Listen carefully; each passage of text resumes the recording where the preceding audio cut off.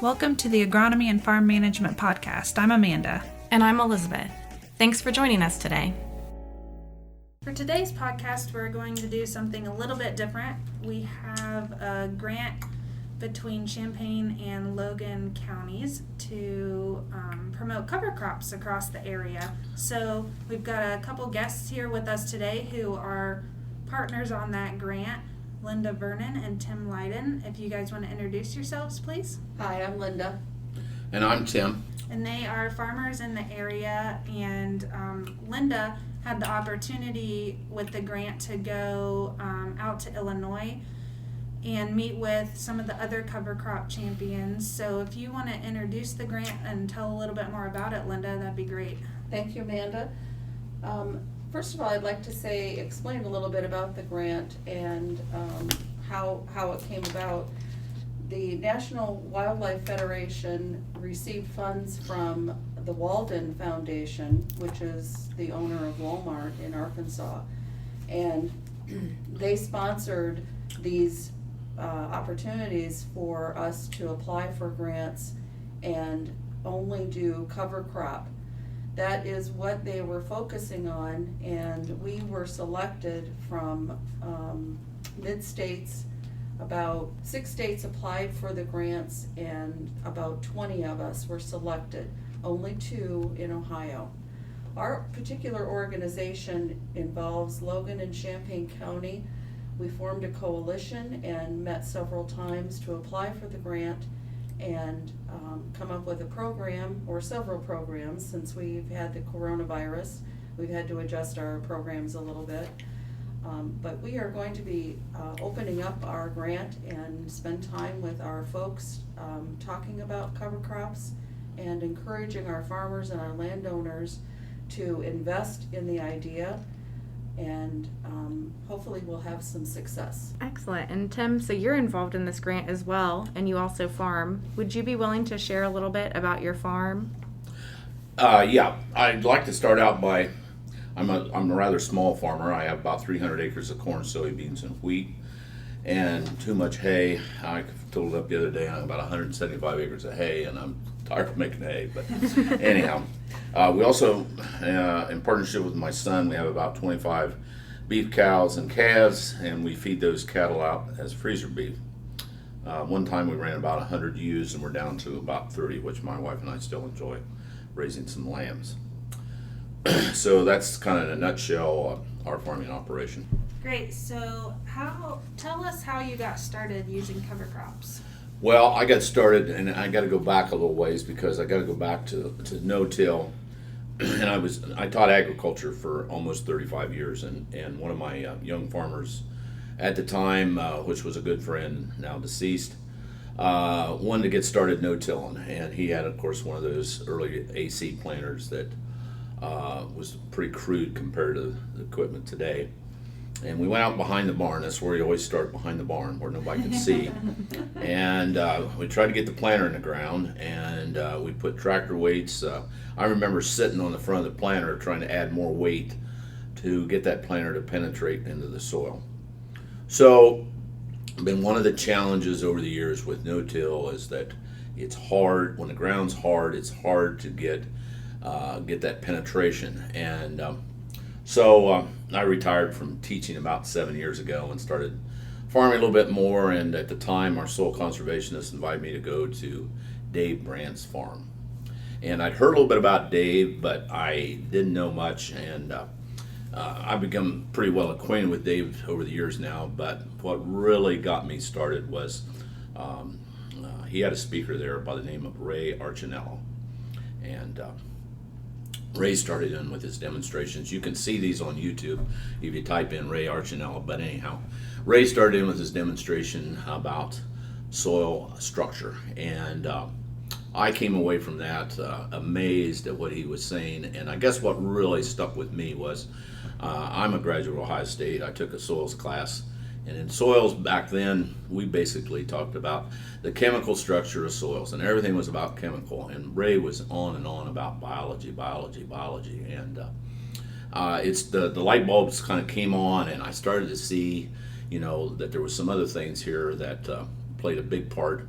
And so I kind of came back from that with the idea I wanted to start planting cover crops. And I guess the point that Brant brought across is don't make it complicated, do it simple. So we started out with rye, and I had a no-till drill, and so after the beans came off, we started planting rye, and that's where I got started with cover crops. So that's kind of the story of how we've kind of emerged into this cover crop thing. So. Yeah, that's interesting that you say that you started out in no-till and that was what really drove you to cover crops. We've been pulling some soil samples here recently to look at soil health, and just pulling samples between fields that are no-till and fields that are no-till with cover crops. I didn't actually believe at first that it was going to make that big of a difference, but it makes a huge difference. So we're really excited to see the results of those. But cover crops aren't necessarily easy to incorporate into your farm. What are some of the barriers that you see farmers facing when they think about using cover crops? Well, one of the first things that I've seen in the last 3 years is we've been in our area, and I think it's pretty well over the state, we're seeing an awful lot of rain, especially in the springtime, and trying to get in there and get something done. And I thought at first, well, maybe the cover crops will help dry the soil out a little bit better, but they might help a little bit. But that's been one of the big challenges was rain that we've had. And then the other thing is I've talked to several larger farmers. You know, I'm just a little guy compared to some of them, but I've talked to some of them, and they're pushed because of prices. Grain prices are bad. They're trying to maximize yields, and they look at cover crops as their yields are going to start dropping. What I've tried to tell them is try a little bit. And so we're getting more people to try a little bit of cover crops. But the challenge for most folks is how do I fit this kind of system into my farming operation? My hands are full already. How do I put cover crops in here? How do I get these things all incorporated in? So I guess I look at it. You got to start small. You got to try a little bit. Try something. Keep it simple. That's the thing that I kind of look at when I try to get somebody started. You know, I started with rye, and I'm getting into more and more multi-species, and I'm going to kind of move out of it here over the next couple of years. And I've got another fellow that's kind of taken over, and he's more gung-ho than I am about cover crops. And we're talking about all kinds of things that we want to try, but the challenge is with the economy the way it is today, and everybody's pushed to the limit. They're wanting to get out there and make sure that they've got perfect stands and get to maximize their yields. But what I'm seeing, I've seen comparisons this year going down the road. Here's cover crops over here, and here's no cover crops. And yes, there's a wet hole here in this cover crop, and there's not much growing there. And you go across where they till the ground and beat it to death. And yep, there's big holes out here too. So, it's not the all answer, but they look at what farmers do with cover crops and say, oh yeah, but you look at theirs, they've got the same kind of issues when it comes to water, and that's been the biggie this year. In the last couple of years, it's been water, how much water, and I guess I want to go on here a little bit later and explain what I think.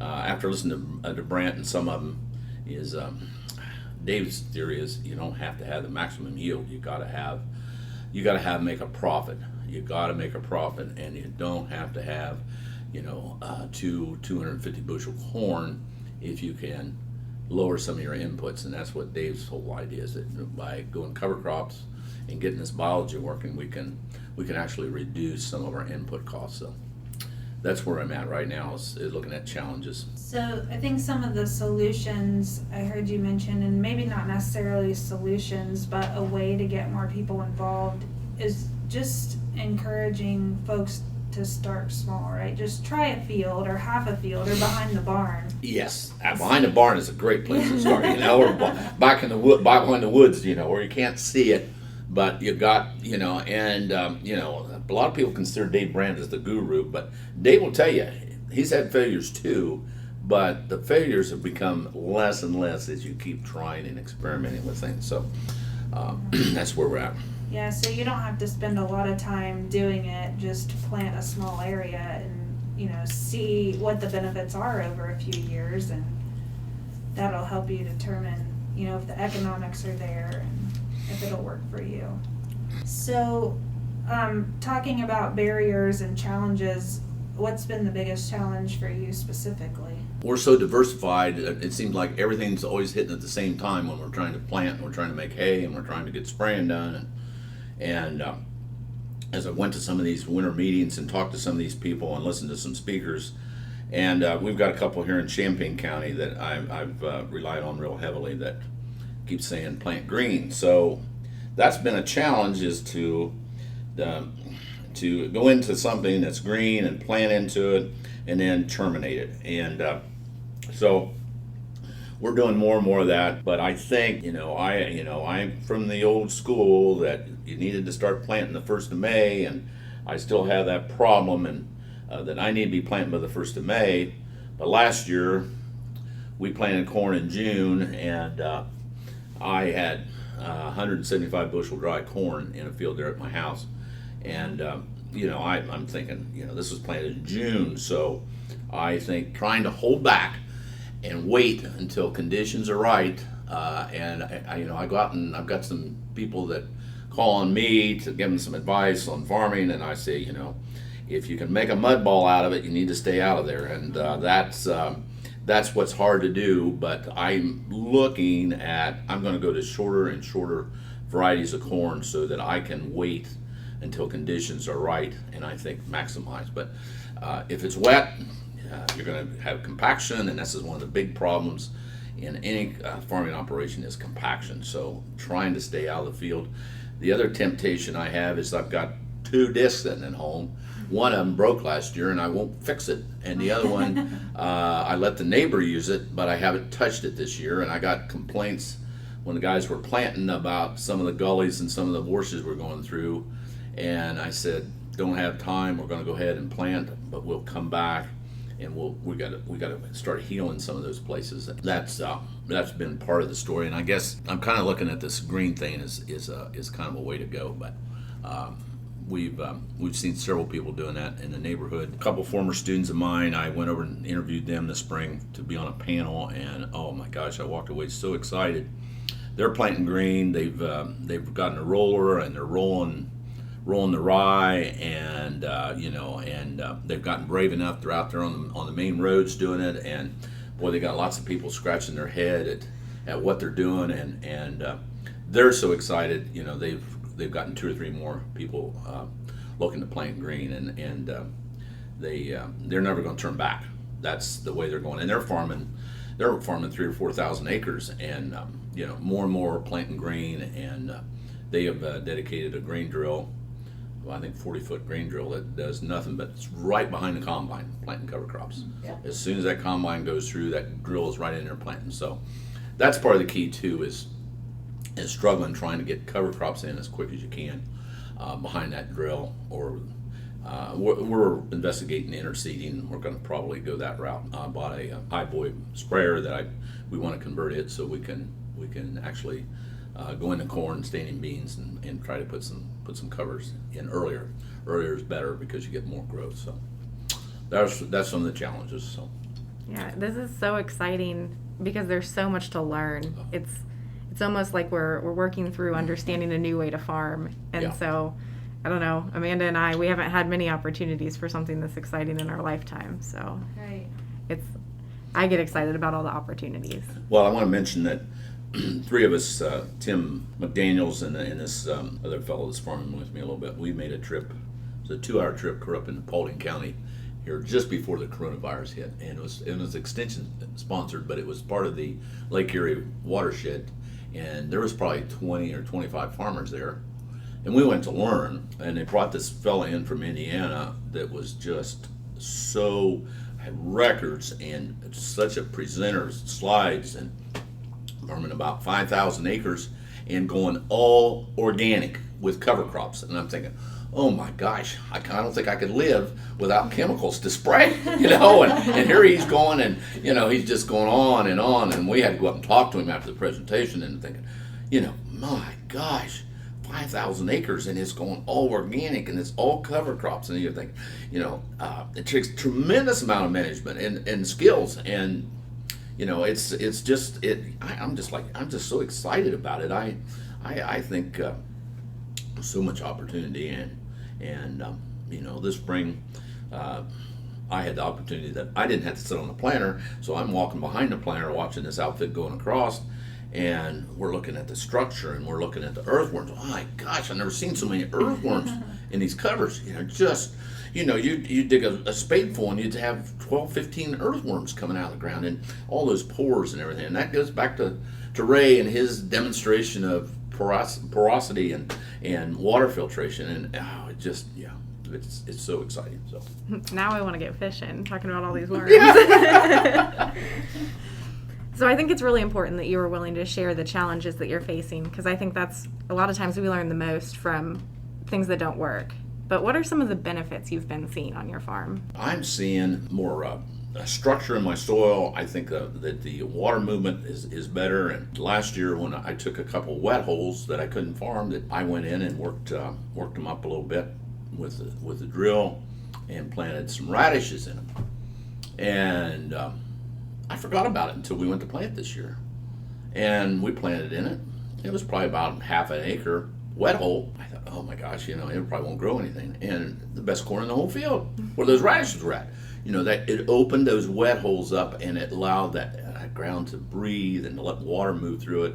And so some of them said, well, you need to take some pictures of that. Well, I've been snapping pictures right and left, but that was an example. And then at home, the best I'd ever done was 150 bushel of corn and on my old poor knobs. And this is an old hill piece of Miami soil with a couple wet holes in it, and I get 175 bushel corn. And there wasn't anybody in the neighborhood with their big fancy planters, that were doing any better than that on a more heavy clay ground. So my excitement is that I think back to when I taught in Champaign and Logan County, and I would go home every night because everybody around West Liberty was planting and putting anhydrous on, and I go home and I think, oh man, I gotta get to farming. And my ground was too wet. I needed to wait, and I got heavy clay soils, and I think that's the greatest benefit is putting those covers in and getting that humus in there and building organic matter. I think I'm building organic matter, and if I can build in my lifetime a 1% increase in organic matter, I think I've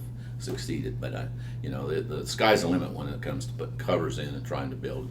Well, and that's one of the keys is getting that organic matter content back up, because we have been losing over the years organic matter. So this is the kind of excitement that we're hoping that we can generate with our grant presentations. Yeah. We've got we're gonna have a meeting here in the latter part of July up at Zanesfield. July 28.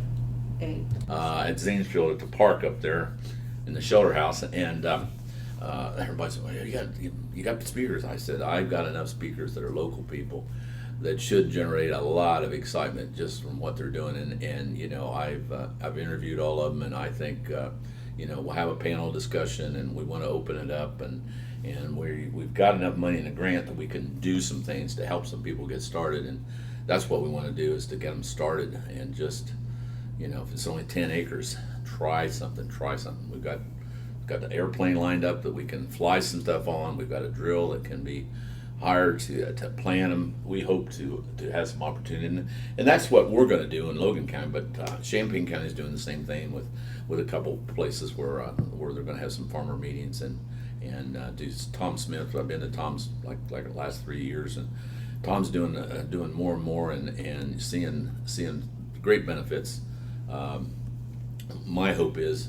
My challenge, I guess my real problem is corn. Beans, I can seem like I can plant beans in the covers, but we're going to try some spatial mixes that will pretty well die over the winter, and so we can plant corn right into them. But planting green in the corn is a real challenge. Yeah, I think it's great that you guys, are part of this grant and excited about sharing this. Linda, you've been a huge help to us. I guess both of you, why are you so passionate about sharing this with other people, not just on your own farms? For me, it's more of just making people aware that a soil is alive, and we need to nourish it. And everybody has dirt, but few of us have soil. And if we don't take care of it now, we're gonna ruin it for generations to come. And that is my fear, that if we put these barriers up and we don't wanna take the time or spend the money or the work that needs to be done to protect our soils, we're gonna flow that to the next generation, and what are they gonna do? Probably the same thing. I wanna set an example to my children and my grandchildren that when you farm, this is what you do. This is normal, and cover crops should be a normal piece of your farming operation. I've been a real advocate of soil conservation. I'm on the board in Logan County, and you know, I've seen a lot of things that went on. I see a lot more erosion. We're a little more hillier, a little more topography in Logan County, and I'm seeing more and more washes, and I'm seeing more and more problems, and I've heard complaints about, well, that no-till, we need to go back to plowing because all the corn stalks are getting in the road ditches and blah, blah, blah. But if you've got covers, they're going to help hold everything. They're going to help hold the corn stalks. They're going to help hold the soil. And I just, you know, I've learned so much going to these meetings and listening to people, and I'm just overwhelmed at the potential we have to build our soils. And we haven't been building, we've been tearing them down for the last, since the moldboard plow came along. You know, that was when I taught school early on in my history. You know, the moldboard plow was the greatest thing that ever came along. Well, it was to get the prairies turned over, but we've lost inches and inches of that good topsoil that was in those prairies. And you know, most people went away from the moldboard plow, but every once in a while I hear somebody say, well, we need to turn that soil over. We don't need to turn that soil over. We need to build on top of what we got. So I'm just I've been an educator, and I probably started out not as passionate about soil as I've grown over the years, and actually by farming and seeing some of the things and being part of the soil and water and seeing what we've done there, I think there's a lot of education that needs to take place, and a lot of opportunity for people to build soil. And I just want to see that more and more of that, building the soil back to what it was 100 years ago. So. Can I share a personal story about when you talked about the corn stalks and the erosion? My front pasture sits about a mile from a cornfield that doesn't use cover crops, sits right on the road, and there has been erosion there for years. It got worse, of course, with the last year, that horrible rain and flooding that we had, and flowed down across my pasture and took out a corner post and a whole section of my front fence. Wow. Just with corn stalks. Oh, yeah. And gouged a deep trench through my front pasture. My objective in telling that story is that one of these days I'm going to be brave enough to go talk to that landowner and educate him about cover crops. Invite him to one of our meetings. Yeah. Yeah, and speaking of those meetings, a big part of this grant is the outreach that you guys are going to do. So could you share some of the opportunities if our listeners are excited?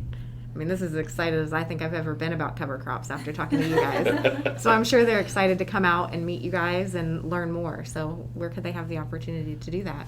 Well, we are excited just to get started. With Corona, we had planned ahead of time. We were going to have 2 meetings in Logan County. We had them all these planned. Events in March, and we had to cancel and postpone and cancel and postpone. And finally, July, we're going to have our first meeting with Tim. And we're excited about having some people to talk to about it. And well, you know, excuse me, Lynn, but we really wanted to bring in outside speakers. And after being around the county and talking, I'm just a hands-on person. I can't talk to people on the phone. I got to go meet with them face to face.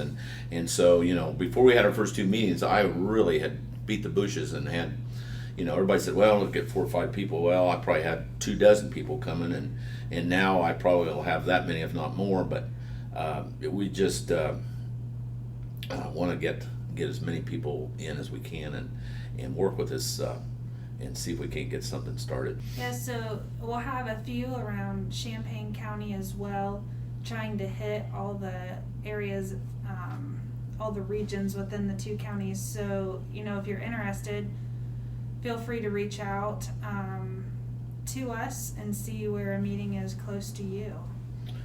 And one of our final objectives, Jack Summers has got some wheat up around Mingo, and I've got some wheat over around Ben Logan School, and we want to try to put some things in as soon as the wheat comes off, and we'd like to, by sometime in September, probably about the time of Farm Science Review, maybe try to schedule some kind of a drive it yourself tour with a couple speakers, or at least one, the operator at each place, and maybe have a map out that we can that you can go like on a Saturday or Sunday and go around and see what some of these things are that can be planted. So my hope is to have at least 3 to 4 different things planted, and maybe we'll have someone else that we can chime in. But right now I think we've got, for sure, I've got some and Jack's got some, and maybe we'll even have a third person before we get done, that people kind of go around and see some of these things, because there's some things that I want to play with that I've grown enough in this that I want to move away from rye and look at some other things that have some benefits. And I'll tell you this story real quick. After I went and listened to Ray that first time, I came back all excited. I tell this young gal about my experience, and she said, "Oh, I've heard him before. That's all voodoo." And I just kind of sunk, and I thought, "Oh my gosh!" And learned from that always everybody's not on that same page. But Bob Stoll, at the time was our soil conservationist years ago, took me over into Knox County, which has been probably the premier place of no-till in Ohio. And we went to this farm. This guy was doing no-till, and we went. He didn't have cover crops at that time. I'm sure now he's still farming. He's got cover crops, but he was no-tilling, and he was using a variety of things, wheat in his rotation, and corn, and I think maybe even some hay. And we went in this cornfield, and all you could see was earthworm holes everywhere, earthworm holes. And the corn looked healthy. It was good. It was mid-August. It was tasseling. And then he said, just look across the road. And the guy had been conventionally tilling, and this is rolling ground, conventionally tilling. You could see where it washed off, and it was like concrete. He'd went in there with anhydrous, and he'd knifed the anhydrous in, and he'd done everything right. Corn was probably about 3 foot tall, and this guy's no-till corn, that he had the soil health. Soil health again was there. His corn was tasseling, had nice big ears on it, and you're thinking, now which do I want here? Well, I want something that's got the soil health. So, no-till, cover crops, rotations, all lead to that soil health, and that's what I think our whole objective is to increase soil health. And to do soil health, we have to have organic matter. Well, thank you both for your time and your effort. We want to thank the National Wildlife Federation again for the grant, and because it's a grant, they do have a survey, so I'll put a link in the show notes if you'd be so kind as to fill out that survey for us, and then some contact information if you're interested in when we're going to have these meetings. So, thank you guys. Thank you. Thank you. Thanks for listening to the Agronomy and Farm Management Podcast. Join us again in 2 weeks for our next episode.